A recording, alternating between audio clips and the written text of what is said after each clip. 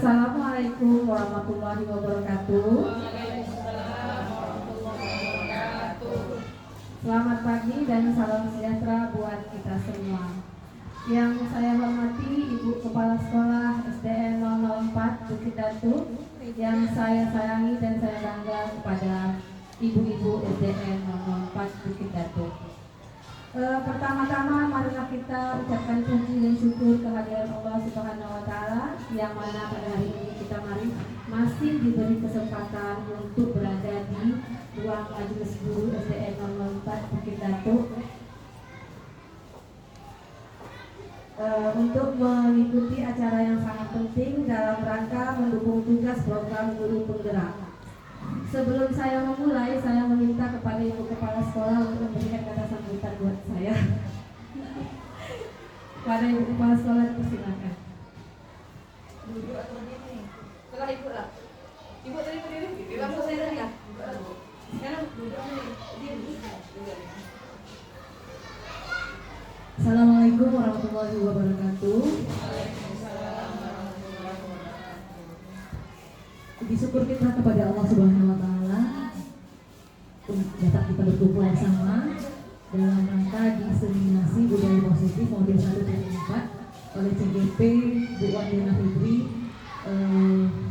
pada hari ini ya. Sudah ditentukan jadwalnya. Selawat beriring salam kita ajarkan pada Nabi kita Nabi Muhammad SAW. Allahumma shalli ala sayyidina Muhammad wa ala ali sayyidina Muhammad. Yang saya banggakan dan saya hormati di sini Ibu Wandina Fitri dan Majelis Guru SDN 004 Bukit Datu. Dalam rangka diseminasi budaya positif di modul 1.4 ini, nantinya mudah-mudahan apa yang disampaikan oleh Bu Wandina Fitri dapat kita aplikasikan bersama untuk sekolah kita ini. Mudah-mudahan nanti mutu pendidikan di sekolah kita dapat lebih meningkat dan lebih baik lagi.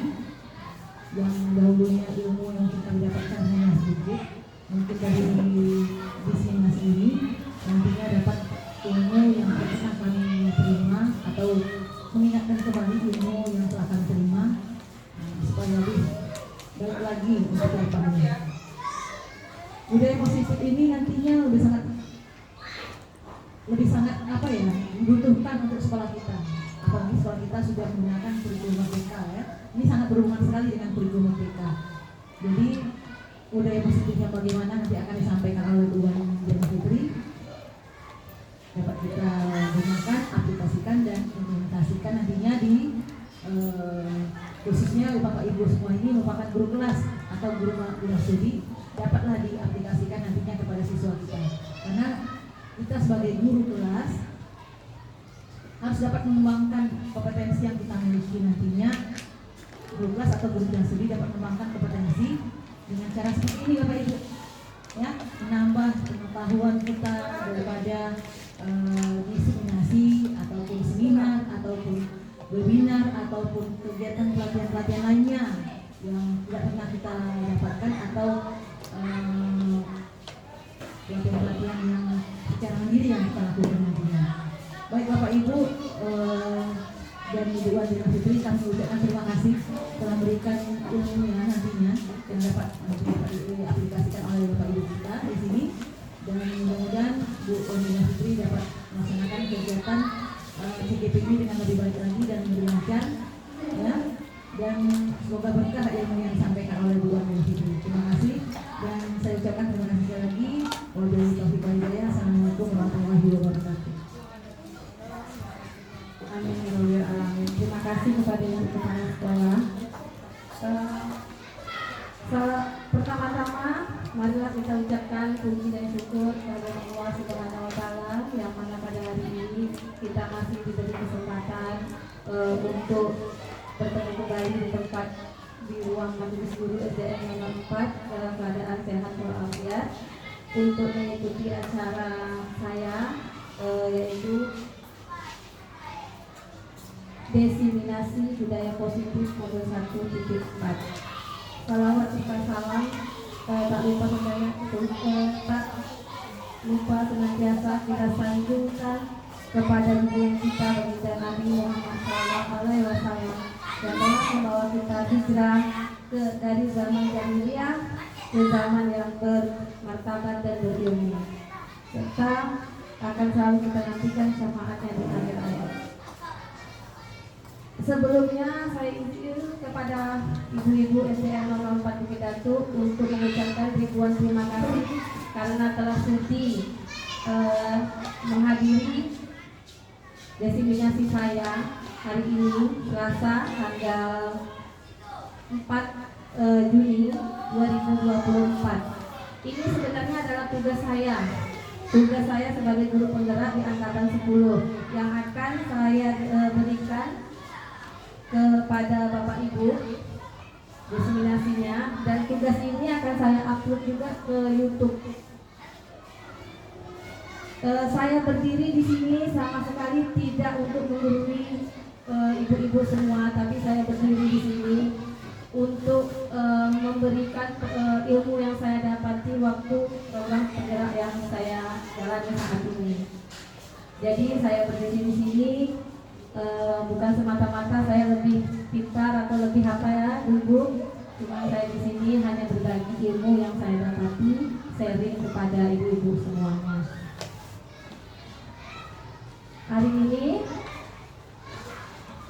saya akan mendesiminasikan budaya positif modul 1.4 oleh saya sendiri, yaitu Wadiana Fitri, CGP Angkatan 10 Kota Depok. Ini ada pertanyaan pemantik ya, ibu-ibu. Mau dibilang bapak-bapak, tak ada bapak-bapak di sini, ibu-ibu aja. Di sini apakah bapak atau ibu setuju? Bilang. Nah, setuju atau tidak ya bapak ibu ya. Yang nomor 1, pemberian hukuman dapat mendisiplinkan siswa. Setuju apa tidak? Yang setuju angkat tangannya. Yang tidak setuju boleh angkat tangan. Tidak setuju. Pemberian hukuman dapat mendisiplinkan siswa. Berarti tidak setuju ya ibu-ibu. Nanti kita tengok jawabannya ya. Ini yang kedua, pemberian hadiah meningkatkan prestasi siswa. Setuju? Nggak usah takut-takut loh. Setuju atau tidak nih? Yang setuju angkat tangan. Setuju pemberian prestasi. Kayak tak setuju mana nih? Ada yang tak setuju. Takut betul lah ibu nih angkat aja tangannya, cuma pertanyaan aja. Lain pada kan ulang dan Setuju atau tidak ibu-ibu meningkatkan prestasi siswa? Ada yang setuju, ada yang tidak ya. Yang ketiga, guru harus mampu memberikan solusi untuk setiap siswa yang bermasalah. Setuju atau tidak? Setuju. Yang keempat, guru berperan sebagai teman bagi siswa. Setuju. Iya, setuju ya Bapak Ibu ya. Yuk kita lihat slide-nya.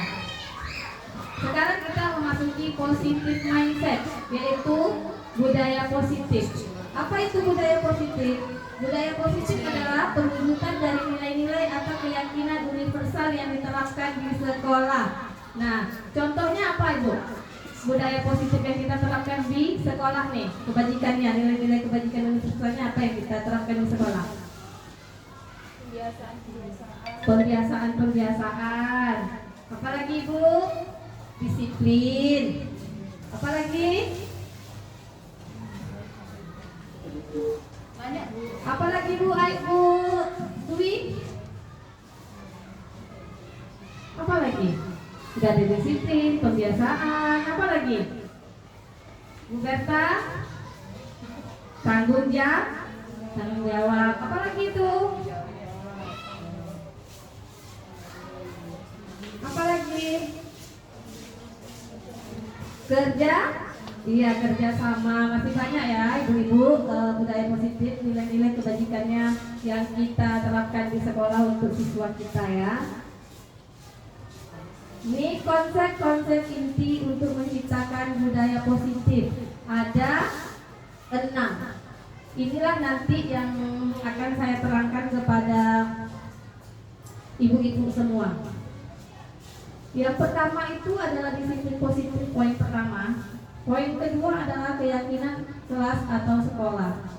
Yang ketiga, motivasi perilaku manusia. Yang keempat adalah kebutuhan dasar manusia.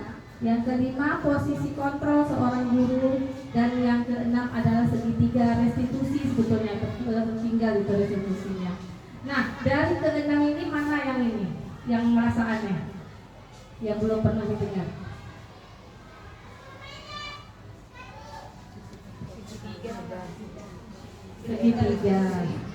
Segitiga ya Bapak Ibu ya. Mungkin ibu-ibu di sini sudah melaksanakannya, tetapi tidak tahu namanya apa.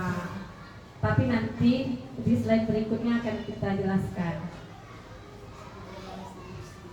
Sekarang ini ada lagi nih permainan ya, ada pemantik lah ya, SPP sebentar.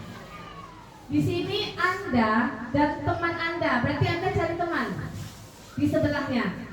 Yang tak punya teman cari teman di sebelahnya. Ayo Bapak Ibu, ayo Ibu, semangat. Udah makan kue kan?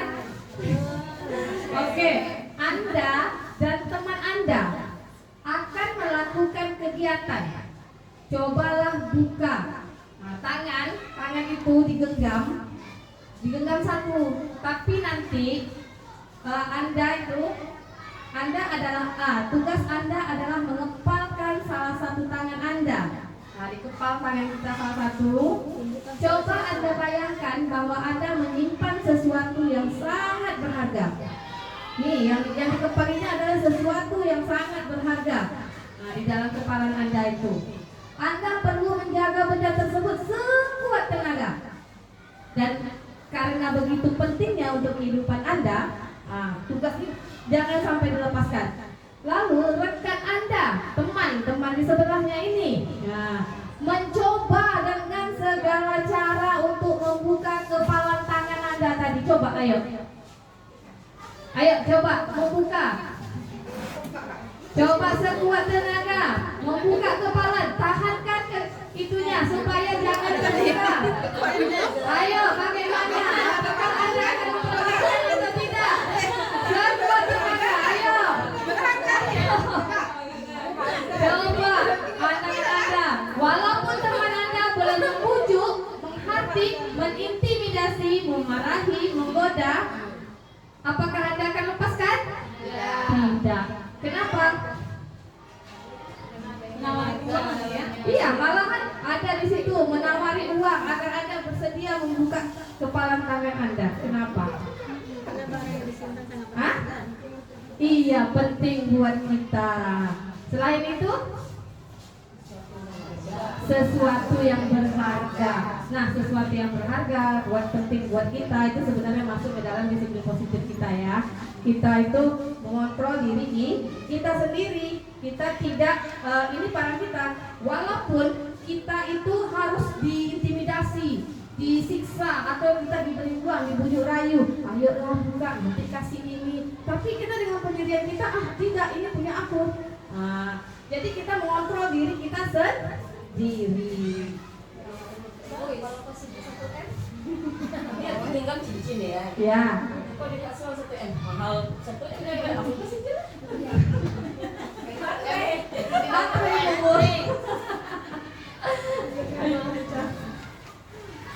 Dia lebih berharga lagi. Karena yang dipegang itu lebih berharga daripada 1M Bu Dwi ya. Ya Bu Dwi ya, walaupun 1M yang disodorkan sama kita, tapi sesuatu yang kita genggam itu adalah lebih berharga dari 1M. Gak mungkin kan kita berikan kepada yang lain. Dia cinta cincin pegang lain. Suami kita pegang orang gimana? Beda lah tadi Bu. Kira bisa cincin. Kan ini bukan ini. Bisa sebagai teman ya gitu kan. Kasih suami kita lah misalnya kan. Apa Bu? Berarti orang lain tidak bisa mengontrol diri kita sendiri. Iya, betul Ibu Reni. Orang lain tidak bisa mengontrol diri kita. Yang bisa mengontrol diri kita adalah kita sendiri. 100 Ibu Reni. Ini adalah pergeseran paradigma teori kontrol oleh Dr. William Glasser. Nah, di sini ada 4 ya. Ada 4. Ilusi guru mengontrol murid, ya. Itu kebalik. Ilusi guru mengontrol murid. Apakah guru bisa mengontrol murid? Ibu-ibu? Bisa? Bisa Ibu? Oke, ada yang bilang tidak? Ada. Siapa yang bilang tidak? Tunjuk tangannya. Yang bilang bisa? Tunjuk tangannya. Ayo, jangan takut-takut tidak ditelan. Ayo, kita rame, tapi yang nunjuk cuma 3 orang.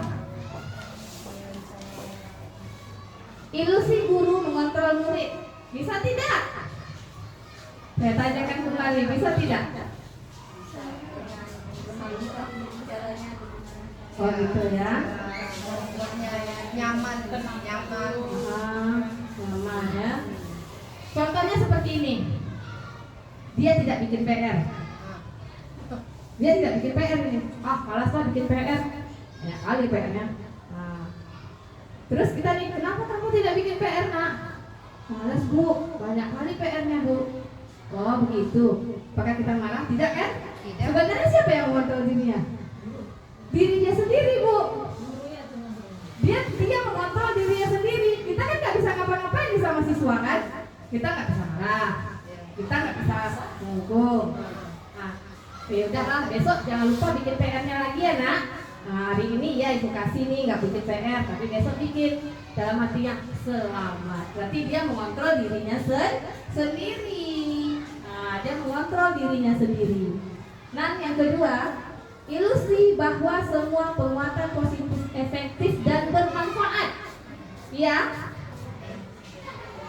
Ilusi bahwa semua penguatan positif efektif dan bermanfaat. Itu bu, yang samping murid lupa namanya. Ilusi bahwa semua penguatan positif efektif dan bermanfaat. Ya. Iya, untuk siswa. Semua penguatan positif efektif dan bermanfaat. Iya, bermanfaat.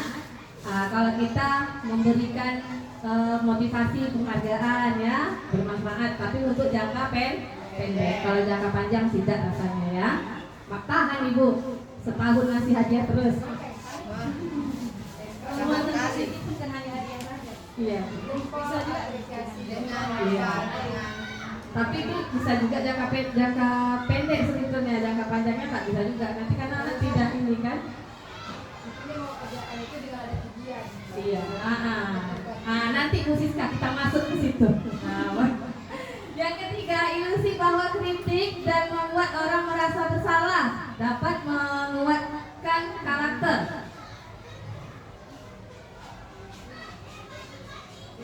Ilusi bahwa kritik dan membuat orang merasa bersalah dapat menguatkan karakter. Tidak. Buat orang bersalah. Iya. Iya, tidak ya Bu. Kayak gini ya Bu, contohnya seperti ini. Ini lagi ngerjakan menggambar nih, kita bantu nih, bikin gambar nih. Kok macam gini Bu gambarnya? Kita kan kami nggak mau gambar kayak gini, kan merasa buat bersalah rasanya. Aduh, gimana saya capek-capek bikin. Tapi dibilang juga tidak sesuai keinginannya. Berarti dia bahwa kritik dapat membuat orang merasa bersalah. Yang terakhir, ilusi bahwa orang dewasa memiliki hak untuk memaksa. Bahwa orang dewasa memiliki hak untuk memaksa. Tidak? Yakin? Tidak boleh memaksa kehendak.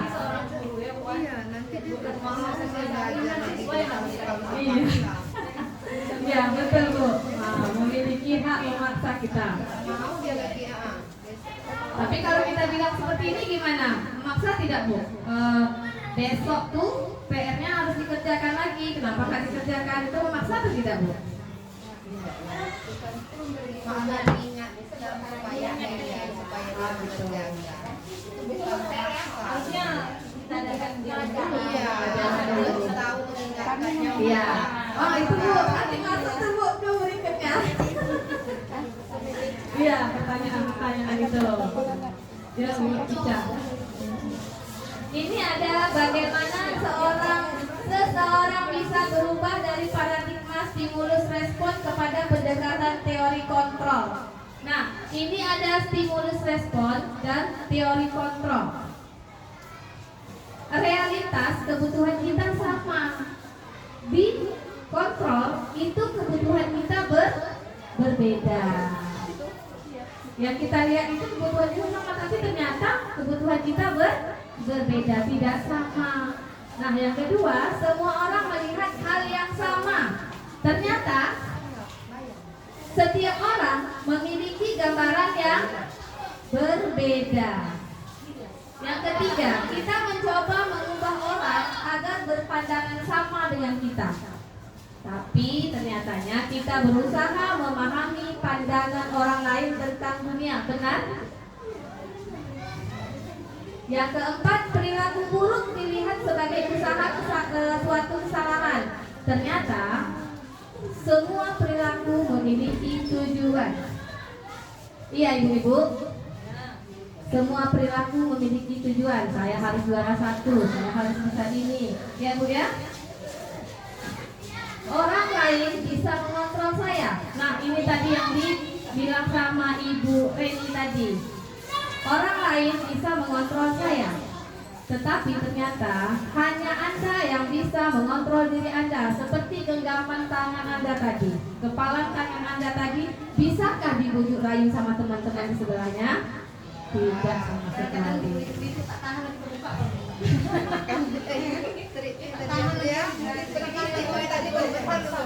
Dikit aja ya, Bu.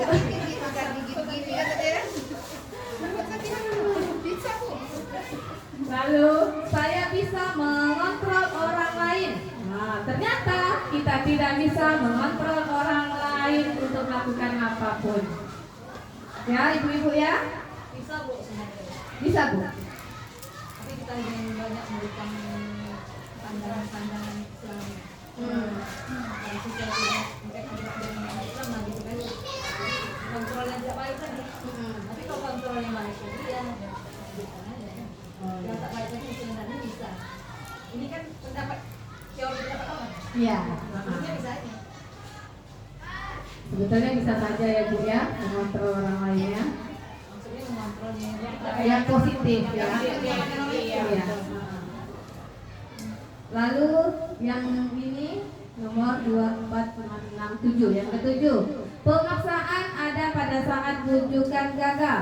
Sebenarnya adalah kolaborasi dan konsensus menciptakan pilihan-pilihan baru. Yang terakhir, model berpikir menang kalah. Yang sekarang itu model berpikirnya menang-menang. Kenapa? tidak ada kita tidak berkompetensi, tapi kita saling berkolaborasi sama-sama. Iya. Jadi semuanya sama, menang. Iya, tidak ada yang kalah, tidak ada yang menang, tidak ada yang salah, tidak ada yang benar. Itulah sekarang untuk siswa kita, Ibu. Tidak ada yang menang, makanya kita tidak menggunakan ranking lagi di rapor. Tidak ada yang menang, tidak ada yang kalah, tidak ada yang salah, tidak ada yang benar. Itulah sekarang yang kita pakai di sumber ini ya, Bu ya. Tapi kalau sifat interaksi yang salah itu kita tunjukkan yang benarnya bagaimana. Iya. Ya kan? Kalau salah kita katakan benar itu kan salah aja. Tapi kan kita cari solusi, kita tanya lagi kan, Bu. Berdialog lagi. Iya, kita berdialog lagi, kita diskusi lagi sama siswanya apa yang terjadi ya kan. Tidak langsung menyalahkan. Ini kita masuk ke disiplin positif. Disiplin positif merupakan salah satu cara penerapan disiplin yang bertujuan untuk menumbuhkan kesadaran serta memberdayakan anak untuk melakukan sesuatu tanpa sogokan, ancaman maupun hukuman. Nah, disiplin ini kita tidak boleh menyogok, mengancam ataupun menghukum. Disiplin itu harus datang dari diri sendiri. Iya, menumbuhkan kesadarannya sendiri. Datang tepat waktu. Berarti kita sebagai guru dulu yang mencontoh, kita datang tepat waktu. Jadi kita tidak nyalahkan murid datang terlambat. Ibu aja sendiri datang terlambat Bu kata murid. Iya. Anak saya di Karena kan Karena identiknya guru itu digugu dan ditiru. Nah, jadi apapun yang kita lakukan pasti akan ditiru oleh siswa kita Gurunya sendiri. suka buang sampah, Iya. buang sampah ikut gurunya kan. Anak pun membuang sampah juga sembarangan gitu kan. Gurunya suka merokok, mungkin siswanya pun ikut merokok juga mungkin kan. Datang orang gantengnya, Pak Wira. Apa Pak Wira? Ini nilai-nilai kebajikan universal. Nah, kebajikan universal ini yang kita ketahui yaitu adalah proyek pelajar Pancasila yang sekarang kita gunakan ya Bapak Ibu. Ada beriman, bertakwa kepada Tuhan yang Maha Esa dan berakhlak mulia. Yang kedua, apa Bapak Ibu? Iya, kebinekaan global. Lalu ada gotong royong. Lalu ada kreatif, bernalar kritis, dan mandiri. Ini dia nilai-nilai kebajikan universal kita. Yuk. Ini Bapak Ibu, motivasi perilaku manusia. Nah, manusia itu cenderung perilaku manusia itu cenderung untuk mendapatkan motivasi. Motivasi perilaku manusia, perilakunya motivasi. Benarkah Bapak Ibu? Ya, yang pertama ini menghindari ketidaknyamanan atau hukuman. Kedua, mendapat imbalan atau penghargaan. Ketiga, menghargai diri dan menjadi orang yang mereka inginkan. Nah, Menghindari ketidaknyamanan atau hukuman. Menghindari ketidaknyamanan. menghindari ketidaknyamanan berarti kan kita tuh sesuatu hal yang kita lakukan kita takut mendapat hukuman. Nah, misalnya kita tidak mengerjakan PM nih Bu, takut kan? Atau Bu, kita tidak mengerjakan PMM, apa yang akan terjadi? Seminggu. Apa yang terjadi? Tunjangan hilang. Nah, Bapak Ibu, saya tanya sekarang ini, dari ketiga ini punya ibu ya, pribadi, ibu-ibu sendiri ini, yang memilih yang mana sekarang? Yang 1, 2, atau 3? Yakin? Yakin nomor 3 nih. Yakin menghargai diri dan menjadi orang yang mereka inginkan. Saya lihat nomor 3. 3 ya Bu ya? Melihat guru-guru nomor 3 tuh, menghargai diri dan menjadi orang yang mereka inginkan. Apa yang mereka inginkan? Saya inginkan mereka guru-guru ini mengerjakan ini, mengerjakan itu sesuai dengan apa yang di aturan-aturan yang telah disepakati bersama. Iya. Kita sudah lakukan. Iya Jadi betul. saya lihat guru-guru ini udah nomor 3. Tapi Bu, kita kembali lagi ke nomor 1 awalnya. Awalnya nomor 1. Menghindari ketidaknyamanan, tidak mengerjakan PMR, berarti tunjangan sertifikasi mungkin tidak dibayarkan. Atau kita tidak mengerjakan PMR, tukin kita tidak dikeluarkan, betulkah? Berarti kembali ke nomor 1. Hah? Iya, berarti kan balik lagi menghargai diri dan menjadi orang yang mereka inginkan. Nah, apakah ada yang mendapatkan imbalan atau penghargaan? Hah? Tadi dapat Duit tadi? Nah, iya, dapat duit sertifikasi kan? Nah, itu hadiah ibu-ibu. Jadi kalau untuk siswa seperti itu juga mereka. Tapi kalau udah terbiasa Buan, pasti langsung yang ketiga dulu. Ya, Udah terbiasa dia.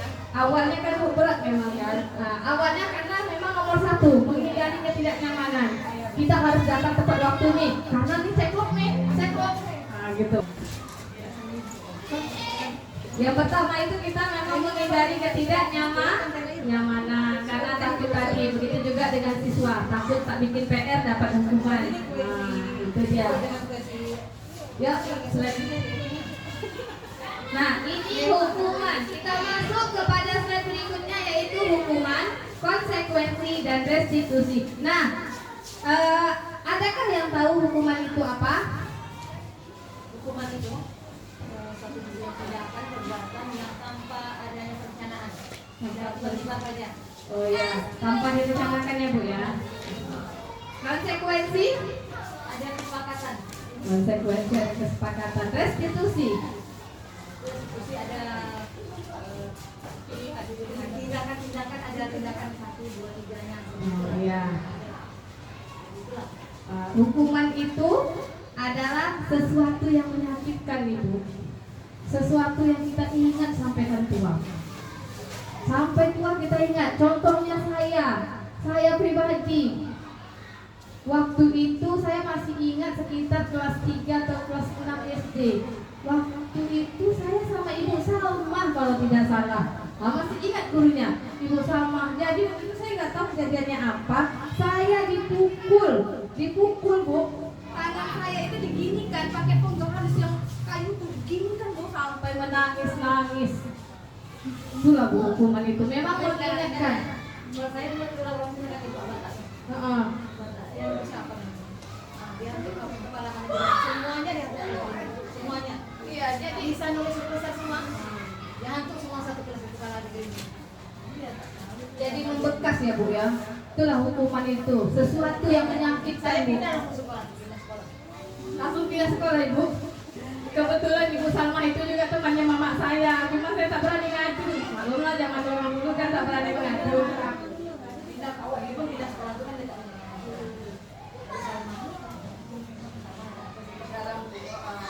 Masih ingat Bu sampai sekarang. Jadi hukuman itu memang menyakitkan Bu.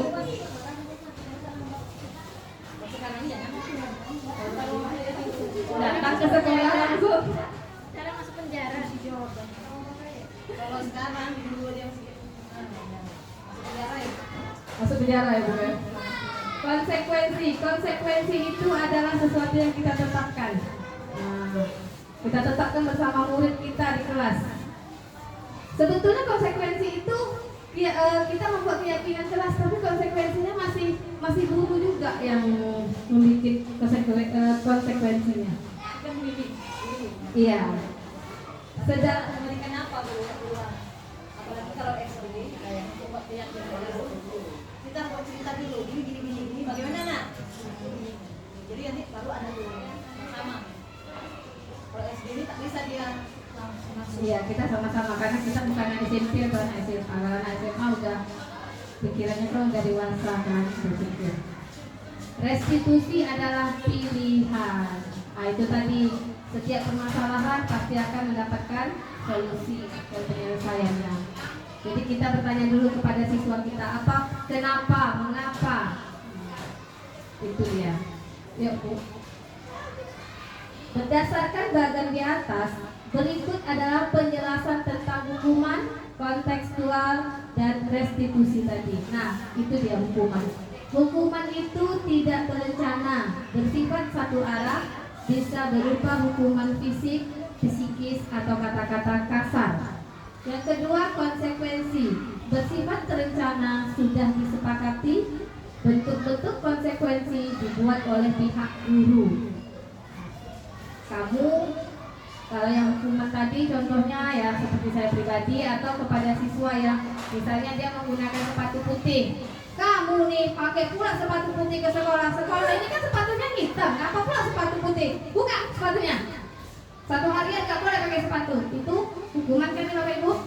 Nah, itu dia hukuman yang menyakitkan. Gak boleh lo pakai sepatu satu hari suntuk kan? Yang konsekuensi bersifat terencana, sudah disepakati, bentuk-bentuk konsekuensinya dibuat oleh pihak guru. Nah, kita udah bikin kesepakatan kelas nih. Nah, dilarang membuang sampah gitu kan di kelas. Nah, ternyata ada nih yang membuang sampah. Nah, kamu udah membuang sampah nih. Konsekuensinya bayar uang 500 rupiah. Konsekuensi, tapi pihak guru yang membuatnya.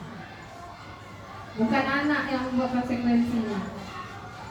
Yang ketiga, restitusi adalah proses menciptakan kondisi bagi murid untuk memperbaiki kesalahan mereka sehingga mereka bisa kembali kepada kelompok mereka dengan karakter yang lebih kuat. Nah, ini tadi mereka punya masalah tidak mengerjakan PR. Kenapa tidak mengerjakan PR? Kita tanya dulu. Saya tadi Bu tidak mengerjakan PR karena soalnya susah. Nah, kamu tidak mengerti tugas yang diberikan sama gurunya. Tidak Ibu. Nah, kenapa, bagian mana yang kamu tidak mengerti, itu kita tanya dulu, kita cari solusinya. Itu jadi kita pilihnya. Ini ada lagi nih, ada pertanyaan kembali. Konsekuensi atau hukuman, ya? Mencatat 100 kali di dalam buku kalimat, saya tidak akan terlambat lagi karena terlambat ke sekolah. Itu konsekuensi atau hukuman? Hukuman. Mencatat 100 kali di dalam buku kalimat saya tidak akan datang terlambat lagi. Konsekuensi atau hukuman? Iya, hukuman. Yang kedua, lari mengelilingi lapangan basket 2 kali karena terlambat hadir di sekolah. Hukuman atau konsekuensi? Hukuman karena dia lari ya. Yang ketiga, membersihkan coretan yang dibuatnya di meja tulis. Konsekuensi atau? Iya, konsekuensi karena dia sudah berbuat ya, ada berbuat kesalahan, itu konsekuensinya. Murid diminta untuk push up 15 kali karena tidak menggunakan masker ke sekolah. Hukuman. Pintar-pintar itu SDN 04 ya, ternyata dapat dia jawabnya ya, luar biasa. Berdiri di depan kelas sambil mengangkat kaki satu karena tidak bisa menjawab pertanyaan. Hukuman. Ini membersihkan WC karena merusak pensil teman. Iya, hukuman. Lalu yang terakhir, lari keliling lapangan karena terlambat 10 menit saat pelajaran PJOK. Hukuman. Lari keliling lapangan karena terlambat 10 menit saat pelajaran PJOK. Konsekuensi Bu, kenapa? Karena di pelajaran PJOK mungkin bapaknya sudah pemanasan duluan di lapangan. Ternyata anaknya belum datang. Jadi anaknya disuruh mengikuti dulu pemanasan gitu.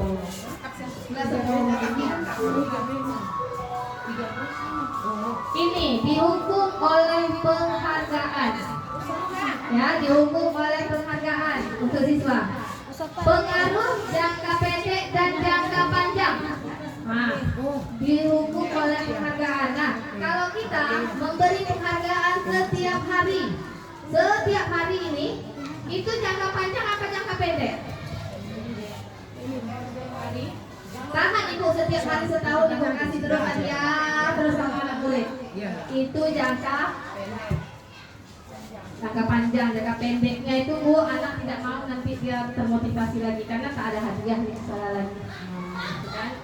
Penghargaannya efektif atau tidak? Tidak efektif karena mereka dirancang oleh penghargaan kan? Yang ketiga, penghargaan merusak hubungan kan? Ini maksudnya gini, dihukum oleh penghargaan, maksudnya pengaruh jangka pendek dan jangka panjang itu dua-duanya pengaruh. Iya, ada jangka pendeknya Bu, ada jangka panjangnya. Ada jangka pendek, ada jangka panjangnya. Karena jangka pendeknya itu Bu, mereka tidak termotivasi lagi. Nah, jangka panjangnya besok aku dapat lagi nih, besok dapat lagi ya. Seperti itu saya jelaskan tadi. Ada jangka pendeknya, ada jangka Iya. panjangnya. Apakah penghargaan merusak hubungan? Iya, merusak hubungan. Dia terus dapat juara awal tidak, dia terus dapat hadiah awal tidak. Ini yang terjadi apabila dihukum oleh penghargaan. Iya, itu aja Bu, kamu tadi dihukum oleh penghargaan. Nah, penghargaan mengurangi ketepatan, benarkah?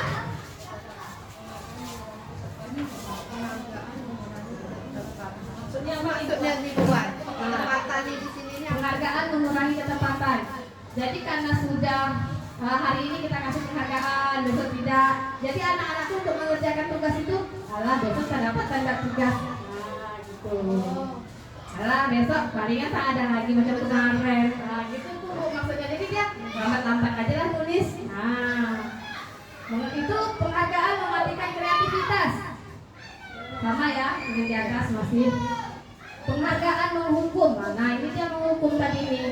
Karena yang kita kasih tadi penghargaan, terus tiba-tiba kita tak kasih lagi gitu kan. Nah, gimana penghargaan untuk tadi ini? Anak yang dapat penghargaan merasa senang. Yang tak dapat penghargaan merasa hati ya Bu. Oh, gitu. Bisa. Ya. Menghukum bagi anak yang tidak bisa. Yang tidak bisa. Dan dia pun merasa Bu, aku nih, itu tuh dimotivasi dalam nutrisi kan, aku nih aku nih juara-juara terus ini sombong, sudah mulai sombong karena dia harus mendapatkan penghargaan. Itulah yang kita jauhi dari penghargaan tadi itu. aja kalau mengerjakan PNN banyak bisa ada. Ya itulah Bu. Iya. Semua kita Kalau tak ada penghargaan tidak pula mau bergerak ya Bu. dipanggil kemana sekolah yang sudah ada pengadaan. Motivasi. Iya, tapi kalau motivasinya itu terus, kita pun sebagai guru Bu, bankrupt lah Bu, kantong. Kalau misalnya apa, kalau ada pengadaan yang ada. Iya. Ucapan, Ucapan boleh. kadang-kadang anak tuh bangga pula di senang yang dipuji. Ini saya dapat juara 1 nih ya. Saya juara 2. Itu dapat hadiah. Saya tidak pulang dong. Macam mana nih? Ini memang gak adil betul lah katanya kan. Itu yang terjadi sekarang. Itu aja. Kenapa SD dapat penghargaan? Karena SD kita ini kan orang bilang. Iya. Kita bertanya ya Bu ya. Kenapa? Nih, mengapa keyakinan kelas bukan peraturan kelas? Ada yang bisa bantu jawab? Yang jelas bukan biasa cuman. Ya, kalau peraturan kelas hanya itu biasa. Oh, pintar kepala sekolah Ibu. Yang ibu yang lain mana? Masa kepala sekolah terus yang menjawab? Ibu-ibunya mana nih? Iya, mengapa keyakinan kelas? Keyakinan kelas itu dibuat oleh anak-anak kita bersama anak, sedangkan peraturan dibuat oleh guru sekolah. Yuk bisa. Nih, ini ada contoh. Mengapa tentang peraturan ya? Mengapa kita memiliki peraturan tentang penggunaan helm pada saat mengendarai kendaraan roda 2 atau motor? Itu keyakinan atau peraturan? Peraturan. Keyakinannya? Keyakinannya mungkin dengan memakai helm kita bakalan selamat kalau jadi kecelakaan. Ya, gitu. tapi awal mulanya peraturan apa keyakinan? Peraturan yang sama. Peraturan. Karena peraturan yang kita ikuti, kalau kita tidak menggunakan helm maka kita akan dirazia, kena tilang. Nah, itu awalnya peraturan itu. Tapi dengan lama-kelamaan peraturan itu berubah menjadi keyakinan kita bahwa kalau kita tidak menggunakan helm itu tidak akan menyelamatkan kita di jalan. Itu dia peraturan yang terjadi di jalan. Yang kedua, mengapa kita memiliki peraturan tentang penggunaan masker dan mencuci tangan setiap saat? Itu peraturan apa keyakinan? Pertamanya bukan itu peraturan. Lama-lama menjadi keyakinan karena merasa kalau kita pakai masker itu kan jauh dari debu. Kalau mencuci tangan lebih sehat. Ya, Banyak lah manfaatnya. iya, benar Ibu Ayu. Pertama-tama kita menggunakan masker karena peraturan ya Bu Ayu, karena COVID ya Bu Ayu. Karena COVID kita menggunakan masker. Setelah itu lama-kelamaan keyakinan diri kita kalau kita nggak pakai masker nanti kena penyakit pula, gitu kan? Menghindari debu. Iya, menghindari debu. Menghindari supaya muka jangan hitam ya Bu Ayu. Ya boleh tuh. Iya, itulah dia. Kenapa peraturan itu dibuat?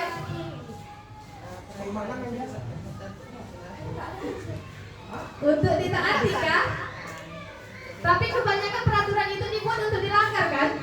Bukan yang bilang teman. Bukan dia bilang begini tuh. Bukan itu udah sasta. Kan? Ya kamu. Ingat Ibu. Kalau kita kan peraturan itu ditaati. Contohnya Taati, gini Bu, Bu. contohnya Laksanakan. kita pergi ke jalan raya tak pakai helm. Udah tahu suruh pakai helm. Jadi nyuruh-nyuruh tuh di depan lampu lalu lintas. Dergil. Nah itulah bukan dia. Dergil itu. Berarti dia tak mematuhi peraturan Ibu. Kalau Berarti peraturan itu dilanggarnya. Nah memang tidak semuanya, sebagian. Dari 10 itu ada 2. Kalau SD kita ini memang sangat mematuhi aturannya. Sangat-sangat datang tepat waktu, pulang tepat waktu juga ya Bu ya. Ya bisa. bukan itu ada sebenarnya bicaranya aja Bu. Waktu kan. Ini dia tadi nih. Keyakinan kelas dibuat berdasarkan kesepakatan antara guru dan siswa, bersifat universal. Berarti kita membuat kesepakatan sama murid di dalam kelas, ya kan? Kalau bisa kita bikin kesepakatan kelas itu di dalam kelas. Kita tanya, ambil kertas skip note tadi, itu tadi kita ambil skip note dulu, kita kasih sama siswa masing-masing.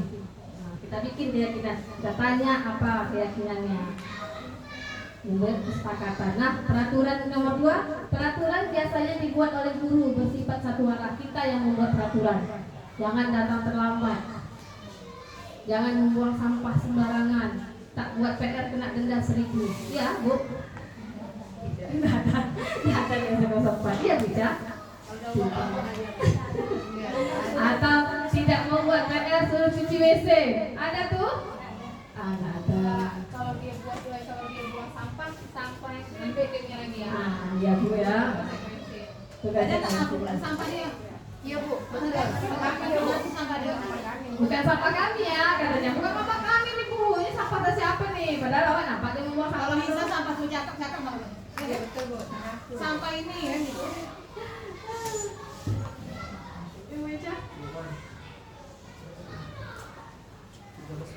Prosedur pembentukan keyakinan sekolah atau kelas. Ini dia Bu, yang tadi.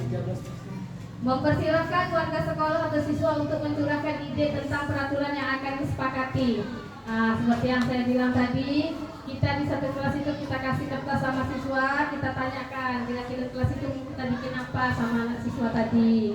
Lalu yang kedua, mencatat semua masukan. Masukan ini kita catat, kita letakkan di papan tulis. Nah, kita tadi kita tempel. Lalu setelah itu, setelah ditempel semua, kita ganti kalimat negatif menjadi kalimat positif. Seperti anak membuang, misalnya dilarang dilarang membuang sampah. Itu kan kalimat negatif. Kalimat positifnya apa? Buang sampah. Iya, buang sampah pada tempatnya. Nanti itu kita suruh anak atau 1 atau 2 anak yang mengganti kalimat negatif tadi menjadi kalimat positif. Nah, lalu yang keempat, tinjau kembali curahan pendapat yang terkumpul dan susun menjadi keyakinan kelas. Kita kumpulkan ini misalnya yang untuk datang tepat waktu, kita kumpulkan ini mengerjakan PR, misalnya menjaga keamanan kelas, misalnya kan kita tempel, kita pisahkan. Tinjau ulang keyakinan kelas yang sudah tersusun, nggak perlu banyak-banyak, cukup 3 atau 7 keyakinan aja. Iya, tak perlu banyak-banyak, tak perlu sampai 10 banyak, betul kan? 7 aja udah banyak. Iya, 3 sampai 7. Kemarin kan kita udah praktek. Ya, kita di kelas ini udah selalu tuh waktu awal, ya kan? Awal pembelajaran kita udah membuat keyakinan kelas terlebih dahulu. Itu di awal apa di akhir atau di pembelajaran? Nah, di setiap pembelajaran, di awal ya Bu ya. Iya. Tapi nanti kita ulang kembali. Apa kita ditambah? Setiap pembelajaran kita ulang kembali. Ya, di setiap awal pembelajaran kita mengulangi kesepakatan kelas. Apakah ada yang pengen dirubah kembali ya Bu ya? Lalu meninjau dan menyetujui dengan menandatangani. Nah, kita bikin ini di kertas karton. Jadi setelah kita tempel ini kita bikin keyakinan kelas tadi 3 sampai 7. Jadi untuk menyetujuinya kita bikin tanda tangan ataupun cap jempol anak-anak itu ditaruhnya di situ di kertas karton itu. Tapi nanti kita tempelnya jangan di atas, tapi kalau bisa kita tempelnya itu di dinding belakang itu, jadi mereka bisa melihat kan. Kita tempelkan kertas keyakinan kelas itu. Kalau tinggi kan susah. Jadi karena dengan Letaknya di bawah. di sini Bu, misalnya di pintu masuk kan, di sini lah kita letakkan, jangan tinggi gitu. Jadi pas anak masuk kan mereka lihat ini keyakinan kelas kita gitu. Ini dia posisi 5 kontrol guru. Ada 5. Ada penghukum, pembuat merasa bersalah, ada teman, pemantau, manajer. Sekarang saya tanya Ibu dan Ibu simpan jawabannya. Ibu di posisi mana? Saya mau kasih kertas tapi kertasnya tinggal di dalam tas. Ya? Iya. Di dalam hati, Ibu simpan di dalam hati. Di antara 5 ini, Ibu di posisi mana? Di posisi penghukum, pembuat merasa bersalah, teman atau pemantau atau manajer. Nah, untuk itu akan saya kasihkan videonya.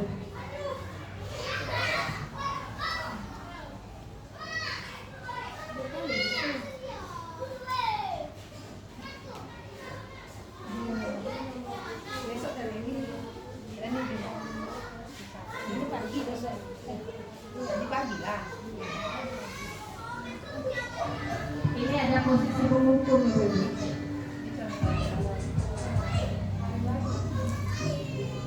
Anak yang harus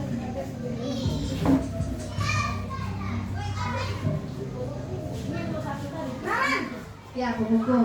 Ini penghukum. sini kamu. Aduh, kata dia. Selamat pagi Bu. Selalu terlambat. Kamu deh, pasti terlambat. Maaf Bu, saya Apa? Apa coba? Alasan kamu apa lagi? Kapan sih kamu tidak terlambat? Malas sekali ya kamu jadi anak. saya Dasar pemalas. Gak kapok-kapok sih kamu. Sudah berapa kali terlambat? Sana, kamu keliling lapangan basket 2 kali. kenapa saya harus keliling lapangan basket Bu? Kenapa? Kamu ngelawan ibu. Berani-beraninya jawab. Sudah terlambat, masih berani jawab pula.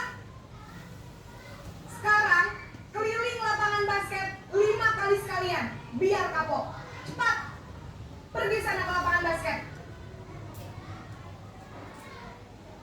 Itu adalah posisi penghukum ya Ibu. Nah, kita lihat bagaimana dia cara menghukum siswanya ya Bapak Ibu. Sekarang kita lanjut yang kedua. Posisi pembuat merasa bersalah.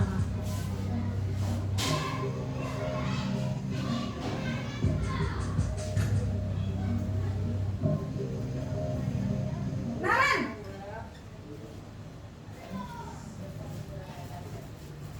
Selamat pagi Bu. Naren. Kamu kenapa terlambat lagi, nak? Ya Tuhan, Naren. Kamu senang ya bikin ibu susah ya? Kalau kamu terlambat lagi, nanti ibu yang ditegur bapak kepala sekolah, nak. Lembut kali Bisa Bunda ya. ibu tidak bisa membina kamu. Duh, gimana ini? Maaf Bu, Duh, Gusti Naren. Kamu suka ya kalau ibu tegur bapak kepala sekolah? Terus, sekarang ibu harus tulis apa ini di buku absen? Ini kamu sudah sering terlambat loh. Ibu harus apa coba? maaf Bu, maaf sekali. Ya sudah, lain kali jangan bikin ibu susah lagi ya nak ya. Ibu tidak akan kuat lagi kalau kamu begini terus. Bisa jantungan kalau ibu tegur bapak kepala sekolah. Sana cepat ke kelas. Maaf ya Bu, maaf sekali. Oke, ini pembuat merasa bersalah. Kita lanjut yang ketiga. Videonya. Posisi teman.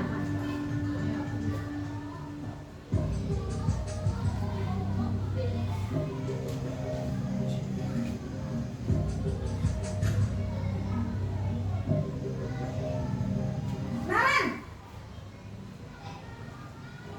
Naren ada yang kena. Selamat pagi Bu. wah sudah jam berapa ini nak? Terlambat lagi ya sayang. Iya Bu, habis ibu saya lupa membangunkan saya Bu. Kamu malah menyalahkan ibu kamu. Kamu bukannya anak yang larinya paling kencang. Kok terlambat sih? Iya Bu, saya memang terlambat bangun tadi. Jadi biarpun saya lari kencang, tetap gak kekejar Bu. Ya sudah sana. Nanti lain kali larinya lebih kencang lagi ya. Biar gak terlambat lagi. Bikin seneng ibu. Demi ibu. Bisa kan? Bisa lah Bu. Ya sudah sana masuk kelas. Ibu beresin urusan absen kamu. Kamu ini ada-ada saja.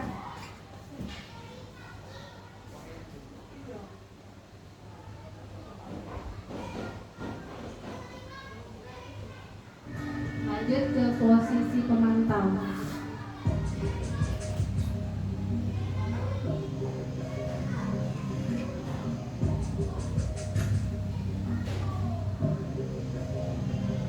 Naren,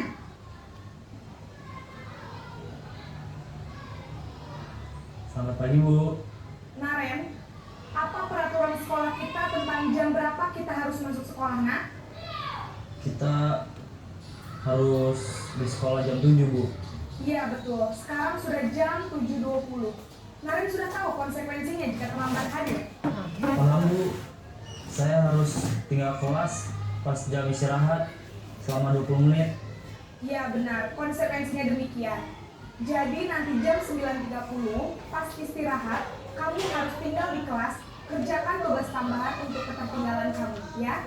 Baik, Bu. Yang terakhir. Udah tadi Bu Ayu. Sekarang posisi manajer. Ini manajer ya.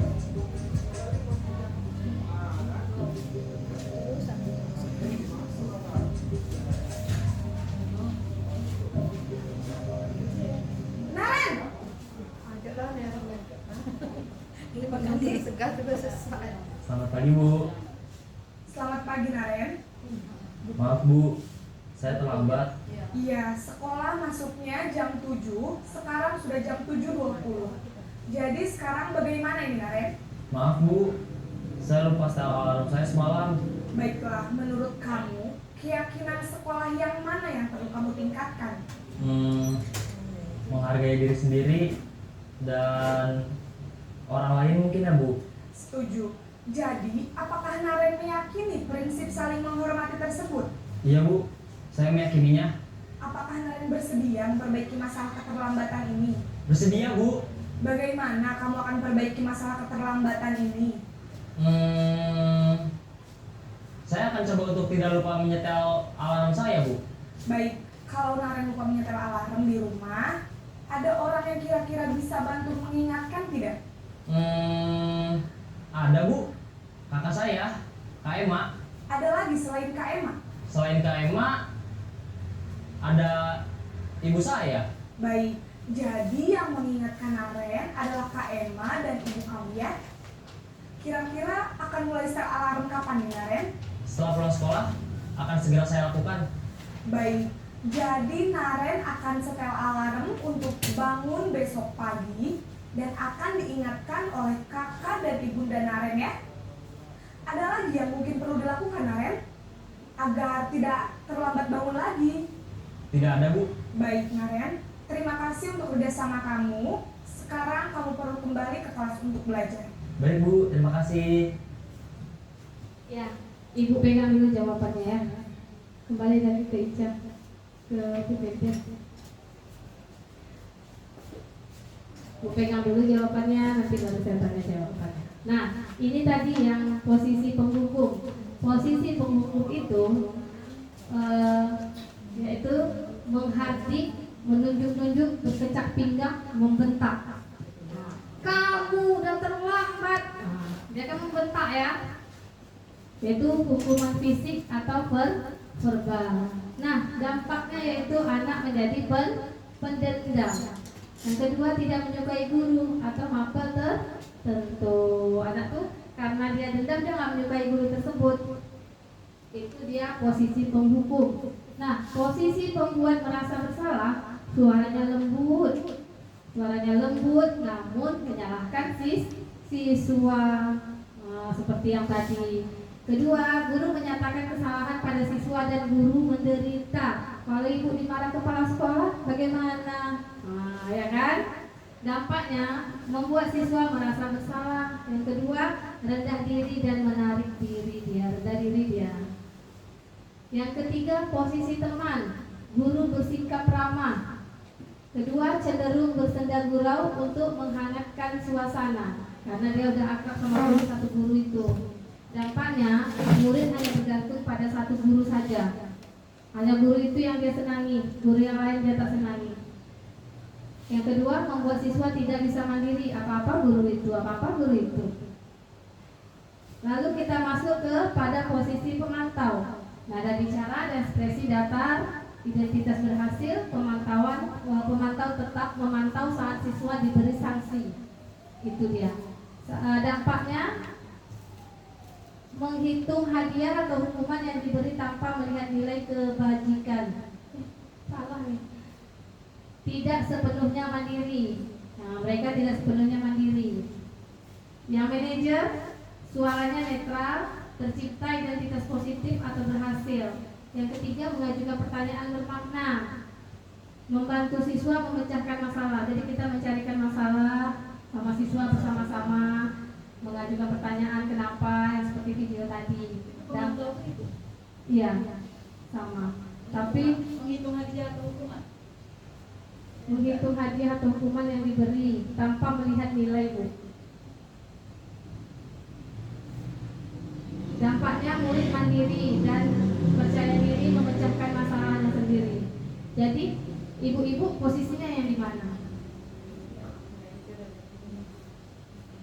Bagusnya manajer. Manajer waktu Yang jawaban yang tadi yang mana? Yang sebelum itu? Sebelumnya mana? Menghukum. Ada yang nggak hukum, Bu? Buat merasa bersalah. Membuat merasa bersalah? Membuat merasa bersalah. Ada teman?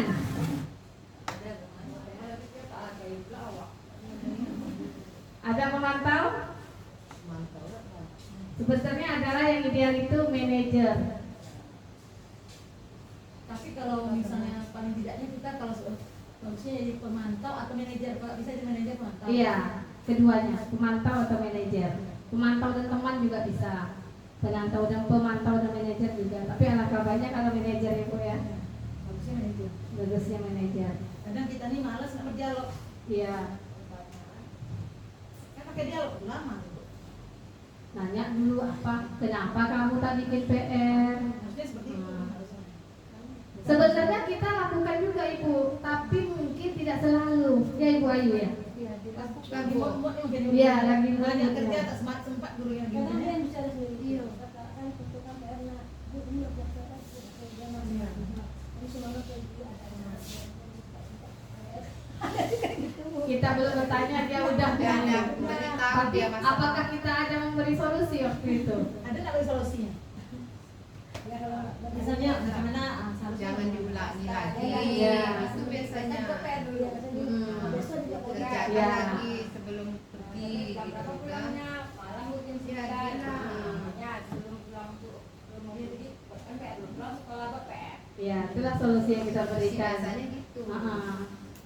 Biasanya kita kayak gitu kan, kita tanya kenapa tak bikin seharusnya PR. bukan kita berikan solusi. Kita tanya. Hanya Kita yang tanya berikan ke solusi anak itu siswa. murid sendiri. Iya, dia biar sadar diri ya. Saya bertanya ya, Apa? Bu. Seharusnya Dia bagaimana? jawabnya. Tanya sama dia. Kamu tahu kesalahan kamu apa? Tahu Bu, apa? Karena tidak membuat PR. Nah, sekarang bagaimana caranya supaya kamu bisa mengerjakan PR-nya nanti? Nah, pertanyakan kembali. Oh, tadi dia buat kan berat di pesta lagi katanya. Ya. Jam berapa? Ditanya pula Iya. orang dulu. Kita tanyakan lagi. Iya, panjang Bu, panjang pertanyaannya. Itulah tadi. Itulah sebagai manajer tadi. Kadang-kadang guru tadi saking banyak pikirannya, bertanya tuh malas bertanya. Apalagi udah bertalu-talu. Bu, banyak pertanyaan. Kadang Itu. ada masa keluarga di rumahnya kan, emosi pula. Guru tadi ini kan, Bagaimana tuh emosi ya Bu? emosi padahal masa keluarga di rumah bawa ke sekolah kan salah. Padahal masa keluarga itu tinggalkan. Kan ada gini tuh. Kadang ada sebagian guru masalah itu terbawa-bawa Bu. Gitu. Dia dah dulunya di rumah tambah ke sekolah nengok siswa yang macam mana tambah pula ya kan. Tapi seharusnya itu dihilangkan Pak, kata Ibu Repsek, itu dihilangkan untuk sementara sampai di sekolah. Berdosa kita jadinya.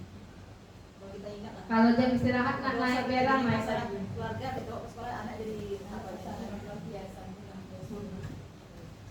Ini kita masuk ke kebutuhan dasar manusia. Kebutuhan dasar manusia ada 5. Bertahan hidup. Anak-anak juga sudah bertahan hidup. Dari makan, bertahan hidup ya. Iya kan? Kita juga makan, pakaian, sandang, pangan, papan. Ya kan, itu bertahan hidup ya ibu-ibu ya. Kasih sayang dan rasa diterima. Nah, kita memberi kasih sayang kepada siswa kita. Yang ketiga, penguasaan. Penguasaan itu bagaimana? Saya Bu ingin belajar di luar aja lah Bu. Lagi nih Bu serius-serius. Kita belajar semua lah Bu di dalam kelas Bu. Gitu. Kita belajar lah di luar. Itu apa? Penguasaan. mau kebebasan termasuk.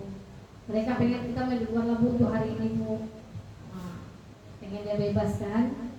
Yang kelima kesenangan. Ih senang kali loh belajar hari ini Bu. Senang kali belajarnya, kita main di luar aja belajarnya Bu. Nah, itu kesenangan. Ya Bu Ica. Ini dia, ada pertanyaan, banyak pertanyaan ya Bu ya. Ini ada nomor 1. Aku senang main kejar-kejaran dengan ibu guru. Seru. Itu yang seperti di atas tadi Bu Ica, kalau lupa ibunya. Balikan lagi. Itu dia, bertahan hidup, kasih sayang, penguasaan, kebebasan, atau kesenangan. Balik. Aku senang main kejar-kejaran dengan ibu guru. Seru katanya. Itu masuk kepada mana? Kesenangan, ya kesenangan. Ibu kejar aku karena ibu sayang, ibu guru sayang aku. Itu apa masuk kepada mana? Kasih sayang, ya. Yang ketiga, aku hebat kan? Bisa bikin ibu guru kejar aku. Penguasaan. Yang terakhir, aku bosan belajar mewarnai terus di dalam kelas. Kebebasan, iya pintar ya ampun. Itu udah dari Pak Ugo tadi sebenarnya. Aduh. Oh, tak ada tadinya? Enggak ada yang ya. Dunia berkualitas. Ini pertanyaan untuk ibu-ibu. Siapakah orang-orang yang paling penting dalam hidup Anda? Oke, Ibu siapa? Ini jawab. Jawab aja. Khususkannya sedih lagi. Orang tua ya Bu ya. Apapun hanya adalah orang tua. Orang tua nomor 1 ya Bu ya. Yang kedua, nilai-nilai kebajikan apa yang terpenting dalam hidup Anda? Siapa yang mau jawab? Ibu Kepsek? Langsung apa ya? Nilai kebajikan yang terpenting dalam hidup itu adalah gotong royong. Ya, gotong royong. Kalau tidak kita gotong royong bekerja sama, tidak akan bisa masyarakat itu. Iya. Kolaborasi juga ya. Apa tuh juga di sini termasuk juga dengan apa? Bertakwa kepada Tuhan Yang Esa. Bertakwa gitu ya. Itu yang penting utamanya dulu ya, bertakwa kepada Tuhan Yang Esa. Ya kan? Beradab, ya. Banyak nilai kebajikan ini sebenarnya. Iya, banyak. Nilai-nilai. Tapi yang paling terpenting adalah Bertakwa kepada bertakwa kepada Tuhan. Memang betul. Kita harus bertakwa kepada Tuhan Yang Maha Esa. Kalau tak bertakwa kita kepada Tuhan Yang Maha Esa, keluarlah kita dari agama Islam. Berbuat baik itu kan sama dengan bertakwa juga kan ya? Iya. Ada juga tuh sama. Ya kan? Iya, ada masuk. Kalau saya tanya saya tadi yang siapakah orang paling penting Nah, siapa, Bu? kalau sudah tua-tua gini ya suami lagi. Oh, Karena suami ya, istri Bu. tadi itu kan surga di bawah telapak kaki suami. Iya. Ya Betul. kan? Tapi kalau ibaratnya memang orang tua itu penting, ya kan? Tapi yang kalau yang sekarang ini orang tua itu ibaratnya itu yang penting. Tapi kalau sekarang keluarga ini Suaminya Bu ya. Yang ketiga, kalau Anda menjadi orang yang ideal, karakter atau sifat apa yang Anda paling inginkan ada pada diri Anda? Ayo siapa yang bisa jawab nih, Bu Ayu? betul tuh sih sekarang tuh di orang tua kan emang ada mantan orang tua ya mantan Tak ada mantan suami, ada Bu, mantan orang tua tak ada, mantan anak tak ada. Ini kalau Anda menjadi orang yang ideal, karakter atau sifat apa yang Anda paling inginkan ada pada diri Anda? Ayo. Apa? Bu Ica? Ibu? Kalian mau jawab Bu? karakter atau sifat yang paling diinginkan pada diri saya itu kalau saya bersifat ideal itu saling menghargai, saling menghormati, saling menghargai dan saling menghormati.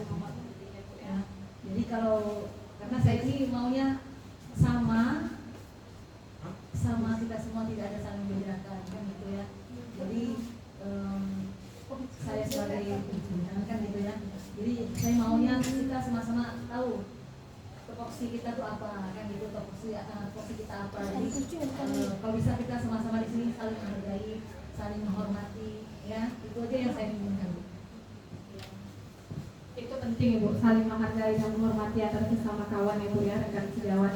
Sangat-sangat memang betul-betul harus kita sama-sama teman tuh harus saling menghargai lah kita Bu.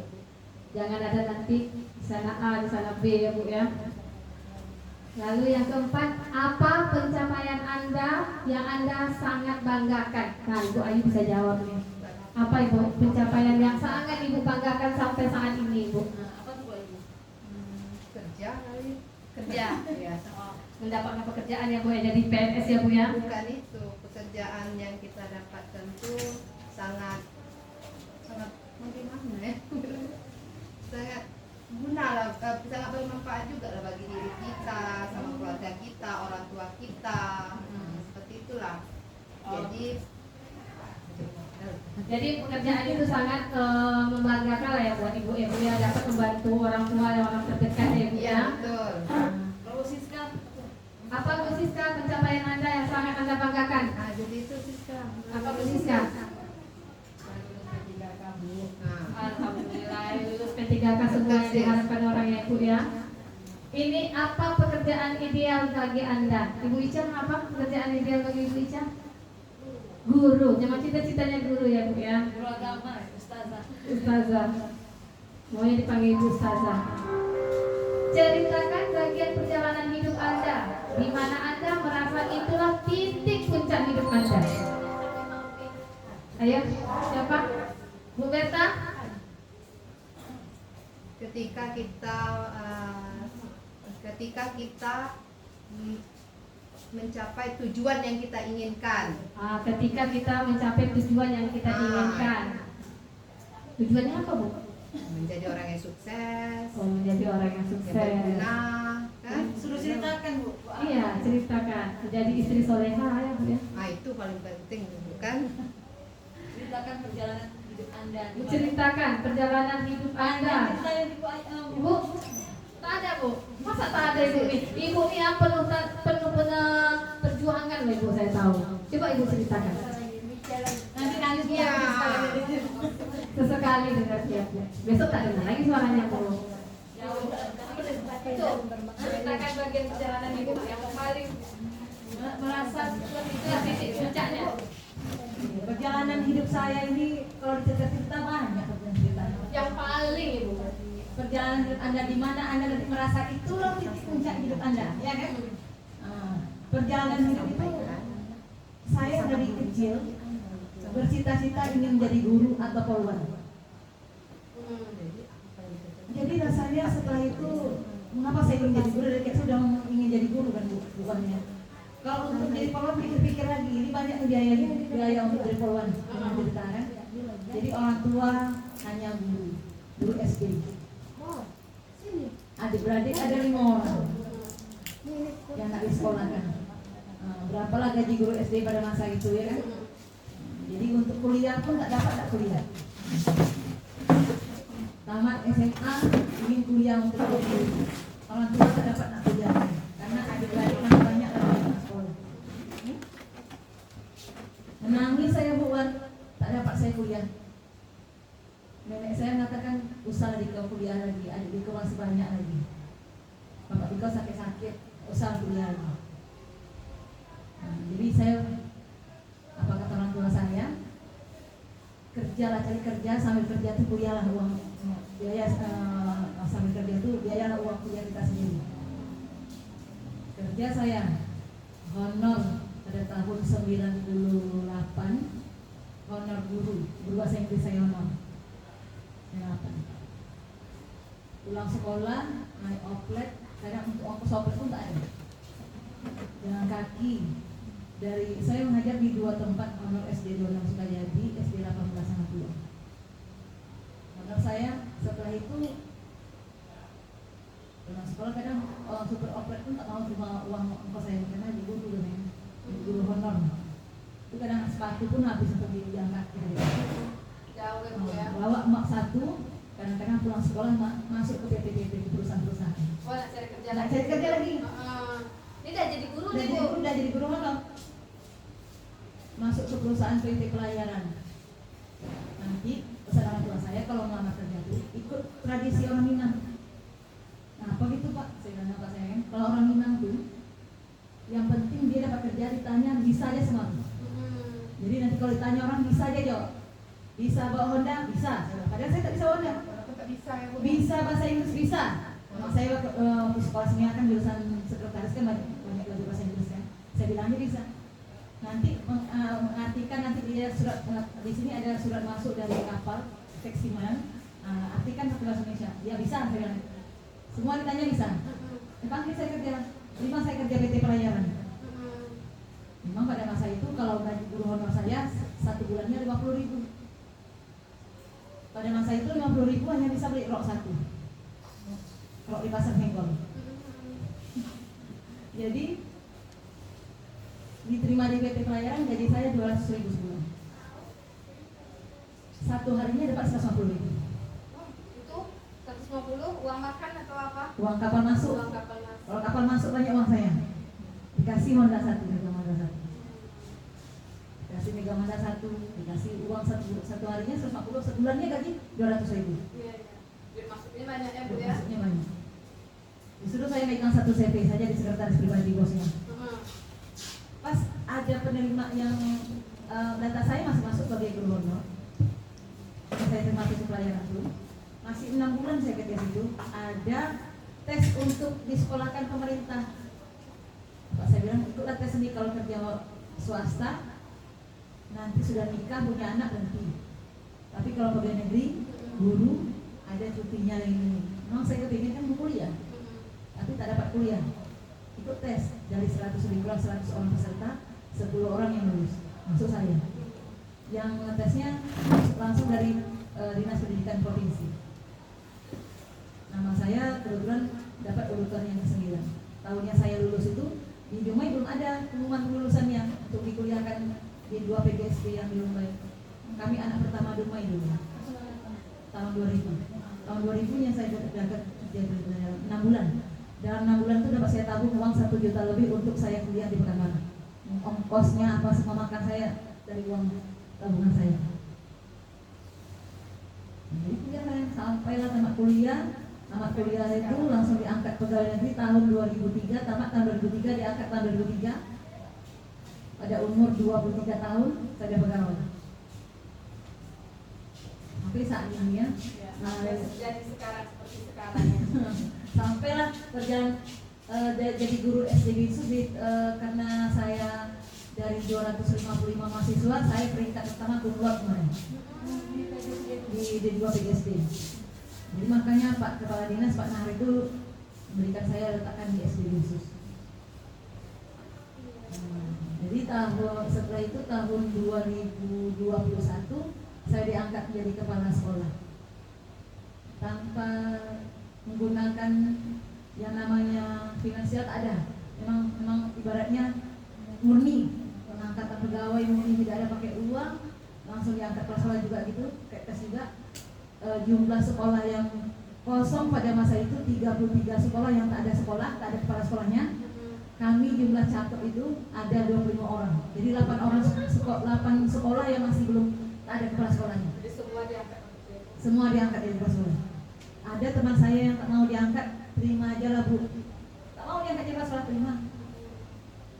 Setelah itu diangkat jadi kepala sekolah di SD 4 Itu yang tak mau diangkat ibu siapa tuh? Bu Siti Kamariah. Udah berhenti deh Bu ya? Iya. Karena sakit ya? Sakit dia tak mau. Akhirnya setelah dia di sekolah berapa tahun, 2 tahun mengundurkan diri dia. Sarap tiga dia sakit dia jauh sekolahnya. Lalu ibu pindah lagi sih. Nah, setelah itu pindah saya sini ikut tes, ikut jadi pengajar praktek. Setelah ini saya lulus jadi fasilitator, tinggal penugasan fasilitator CDP. Ya, angkatan yang 11. Nah, sampai ini nanti ke puncak juga saya sekarang. Mudah-mudahan nanti dapat lagi lebih baik lagi dan lebih baik lagi jalan tugasnya.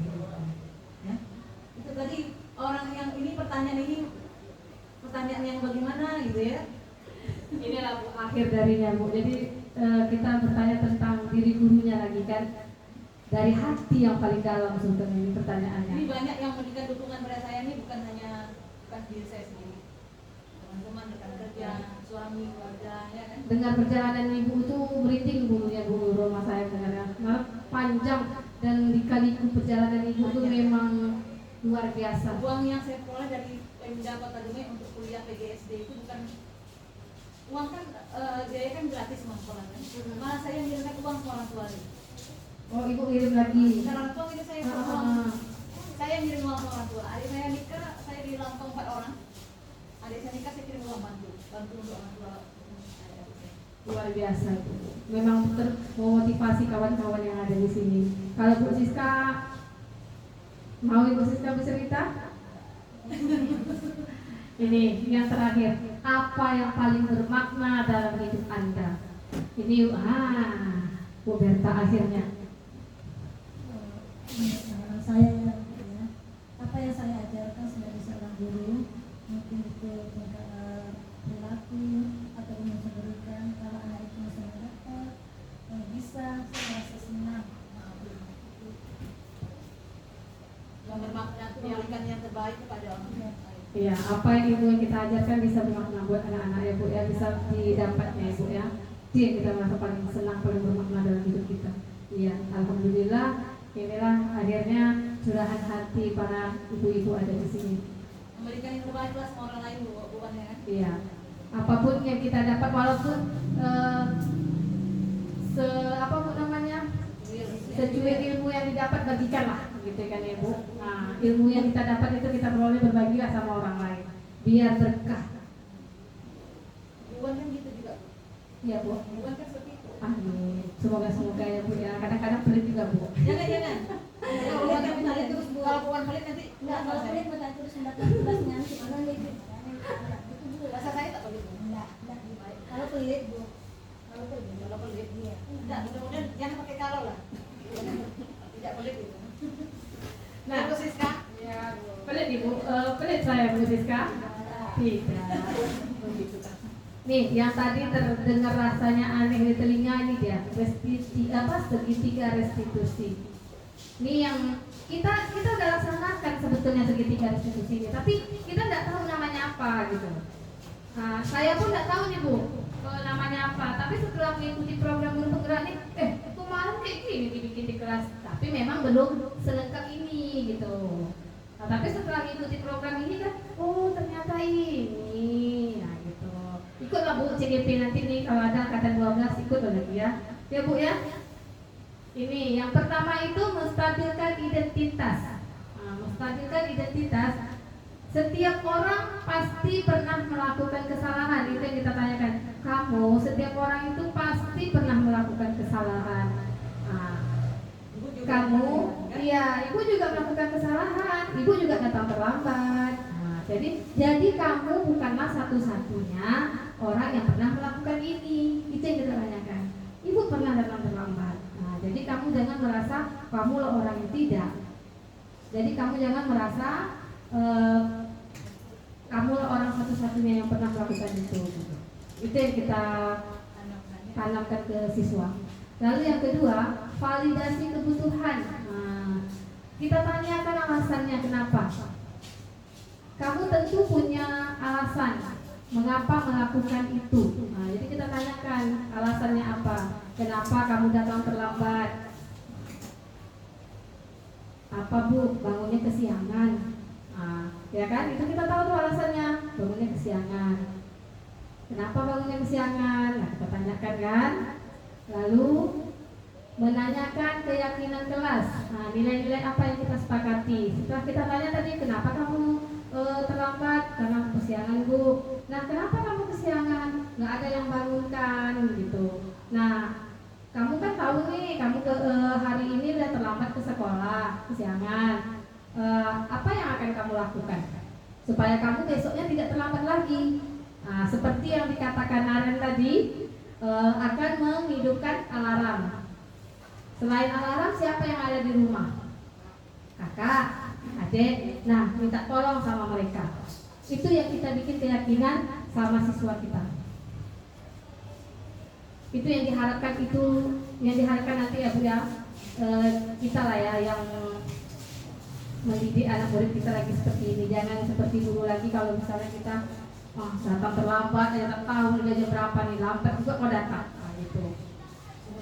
Sungut-sungut awak. Nah, jadi nanti kita udah seperti ini nih. Memang awal-awalnya tuh memang berat, Bu. Berat Bu, kita nak ngomong sepanjang lebar itu tuh berat memang. Itu kalau bukan dengan siswa, kalau saya dengan guru pada datang terlambat tuan. Iya. Bikin kue Bu, gitu kan. Jadi mana tuan supaya jangan punya bikin kuenya supaya kita alamat sekolah kan gitu. Nah, bikinnya malam Bu, insya Allah dibikinkan malam. Kan itu tuh solusinya gitu. Anak tuh yang mencari solusinya sendiri. Nah, Gitu. yuk Ica. Ini ada berikut contoh video segitiga restitusi. Ada video di situ, Ica. Segitiga. Ya, itu segitiga. Ini ada video segitiga restitusi yang harus kita jalankan di kelas.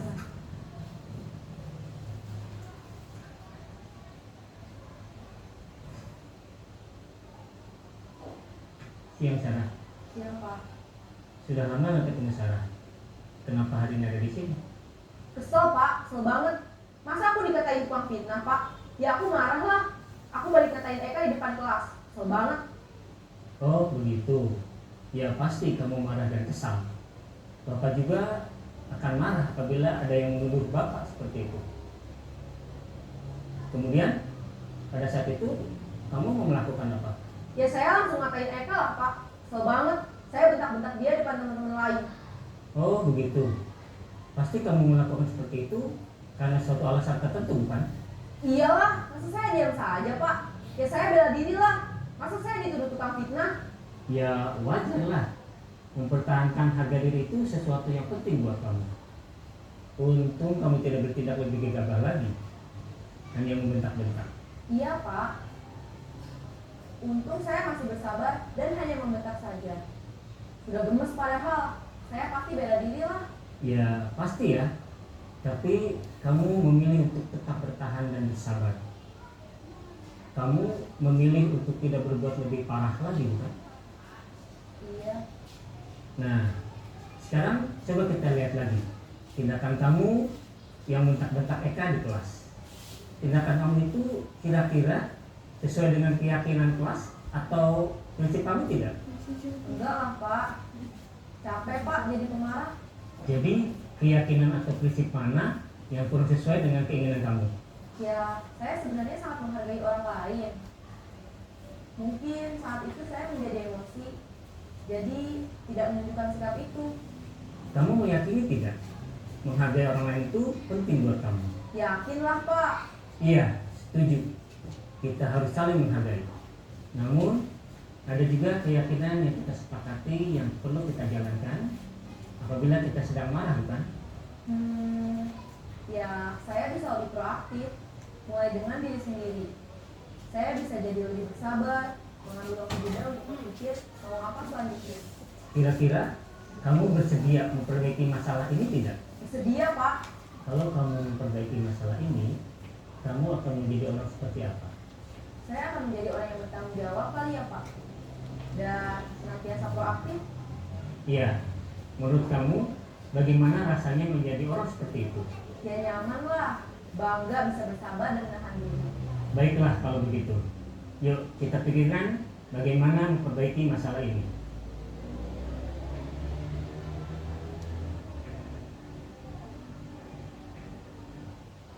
Itu dia segitiga restitusi ya Bapak Ibu ya. Pertama kan emosi dia kan. Ya, emosi Jadi stabilkan.